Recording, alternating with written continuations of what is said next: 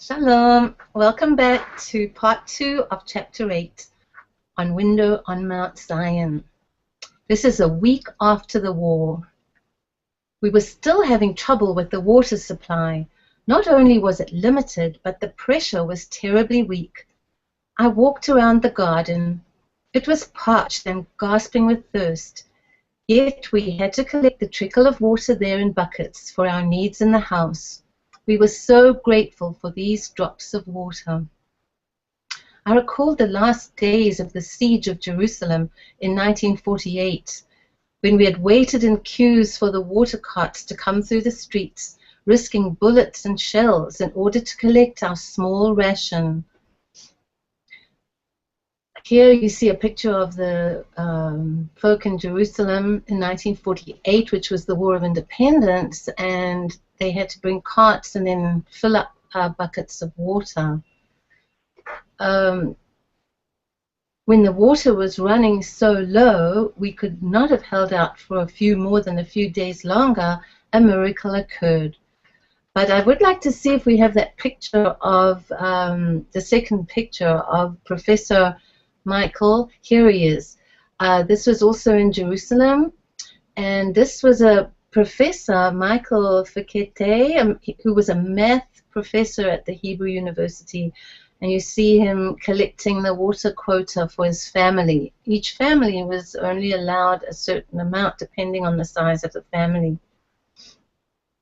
So it was a dire situation. Jerusalem was cut off from any source of water or food, and but the water was running so low that they would not have been able to hold out for more than a few days longer. Another miracle occurred, and a new road was made coming from the Tel Aviv direction, enabling a convoy to come through, bringing food and water to the besieged city at the last moment. This was called the Burma Road, and it was built over very mountainous, rocky terrain, what used to be a gazelle path, and but the Arab Jordanian Foreign Legion had taken over the Latrun Monastery, which is on the road from Tel Aviv to Jerusalem, and blocked that road completely, not allowing any vehicles to get through to Jerusalem.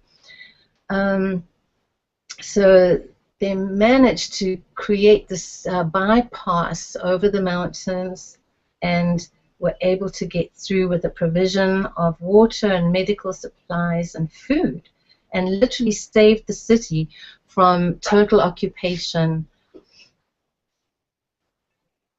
Now we at least had water for our urgent needs, and the damaged pipes would soon be repaired so that water could once again flow through freely. So back to after the Six-Day War, and life was beginning to return to normal. We could go out shopping. Yona and Polita returned to Mount Zion, and the pigeons had returned to their old roosting places. They'd been frightened into hiding during the noise of battle. The workmen appeared again, and we heard the familiar sound of rubble being thrown out onto Garden Square from the window of an old building under repair, a noise that had been going on at its own slow pace for the past year. It was hard to believe that we had experienced a war. Only the occasional explosions, the broken fence on the border, and the new road being built reminded us of that fact. Work had been going on at a frantic pace on the new road from Mount Zion to the old city to reach the Kotel, the wall. It was to be finished for the following day, the eve of Shavuot, when it would be opened officially for pilgrims going to the wall. There were many explosions that day, but they were not all mines. The houses that you see here in this one picture that had been there in the space, the square just in front of the wall, were being cleared, making room for the hundreds of thousands of people who would be coming there. There's been much controversy about the opening up of this space. Some felt it was a great mistake to demolish the surrounding houses and felt it deeply enough to have shed tears over it. Others said it would have been quite impossible to leave it as it was, with only a small space open before the wall to allow for the countless pilgrims who would now be visiting there, not only from Israel, but from countries around the world. It would now be open for worship and prayer. I was glad that I'd been able to see it again as it was, when, in the midst of the old houses, one was suddenly confronted by the enormous stones of the wall, stones which impressed one with a sense of timelessness, changelessness.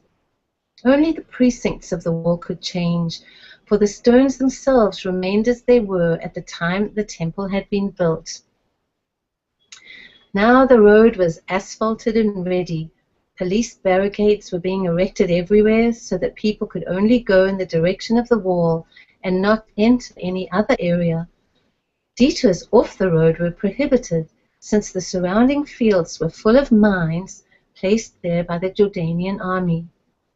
The road was to be opened at dawn the next morning, but people from all parts of Jerusalem were converging on Mount Zion on the eve of Shavuot, even before the first stars had appeared in the sky. All the surrounding opening spaces were filling up, and many were seeking places in the parks to sleep. Everybody wanted to be as near as possible, as early as possible, for that great pilgrimage to the wall in the old city. Many of the very Orthodox were wandering around Mount Zion, impatient in their eagerness for the road to be opened. All through the night, singing voices could be heard, songs of joy, prayers of praise and thanksgiving. There were also voices crying out in anguish for their lost ones, whose blood was hardly dry in the streets of the old city. That night, heaven and earth seemed to clasp hands. I looked up at the dark sky shining with stars. Some unusual white clouds were strewn across the sky. Were they clouds, or were they the outspread wings of the celestial guardians of Mount Zion, under which the children of Israel were gathered? The dark night sky slowly changed to a delicate transparency with the first pale rays of dawn. As I watched and listened from our balcony, it was the morning of Shavuot. Shadowy figures were gathering around the entrance to the road. The flags of Israel hung almost motionless on their poles. Even the breeze stood still on this momentous morning. The singing, chanting, and crying of the night had died down. Voices were hushed, and footsteps rang out more clearly. The pale, translucent sky was changing color. Behind the Mount of Olives and the mountains of Moab facing us, it was steeped in flaming crimson. A little procession of people walked towards the entrance of the road. The chief rabbi recited a prayer. At last the barrier was removed and the road was open. The first pilgrims had started silently on their way to the wall when we went down to join them. A stream of people that was to continue unbroken for the 2 following days and nights began. Albert and I walked with them, the people of Israel, men, women, and children of all ages, from all communities, the extreme Orthodox, the free thinkers, and those of every shade of belief in between. Babies in arms, babies in prams, people in wheelchairs, a man with one leg, and an old man in a prayer shawl running as though the Spirit was driving him, his prayer shawl flapping like wings. Altogether, it was a very orderly, quiet, and dignified procession, and on every face there was an expression of joy, happiness, and awe. With the road finished, the walk was much easier than it had been on the previous Friday evening, but as we passed through the dung gate, we did not recognize where we were. The houses and alleys in the approach to the wall had completely disappeared, and a great open space revealed the whole of the wall at one glance. The whole atmosphere had changed. Before, each separate stone had made an impact on one's consciousness. Now the stones were all a part of the structure of the wall, and the wall itself is just a small fragment of the original outer wall of the temple. Before, it had stood so symbolically enclosed and hidden by alien walls, profaned and bereft of the proximity of any worshipper. Now it stood freed, revealed, welcoming the present generation of Abraham's descendants to the place where Abraham proved his obedience to God and where he had received the promise of God, "In thy seed, Abraham, shall all the nations of the earth be blessed." The large open square filled up gradually with thousands of pilgrims on this morning of Shavuot. Torah scrolls were placed before the wall, and everyone prayed, some silently, some aloud, believers and unbelievers together. Passing close to the wall, some kissed the stones and made them wet with tears. Others touched them with their hands, feeling a need for physical proof that it was no dream.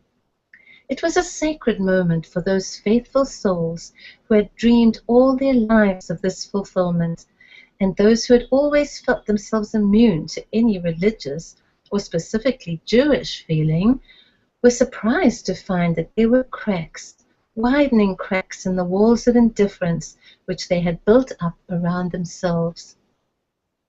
This was an historic day. Together with the children of Israel, gathered in that place near where the temple had once stood, were the invisible hosts of heaven, the armies of God, and the prayers, mounting on clouds of wings, ascended to the throne on high.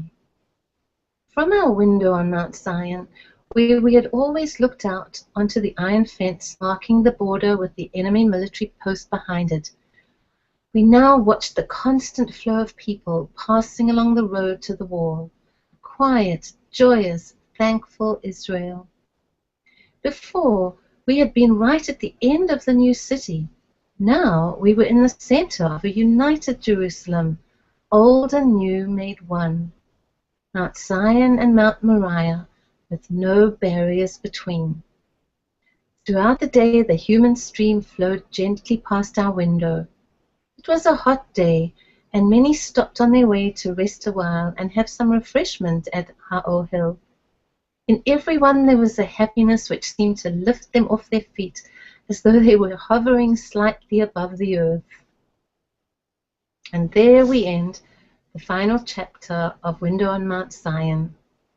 However, 5 years later, in 1972, Pauline wrote an epilogue, looking back, as she remembered this unique time of the reunification of Jerusalem.